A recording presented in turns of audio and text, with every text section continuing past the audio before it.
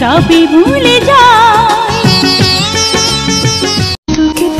আমার সন্তান আমাকে না দেখলে কান্না করে, আবার আমাকে দেখলেই হাসে। এই দুনিয়াতে আমার সন্তানই আমাকে সবচেয়ে বেশি ভালোবাসে।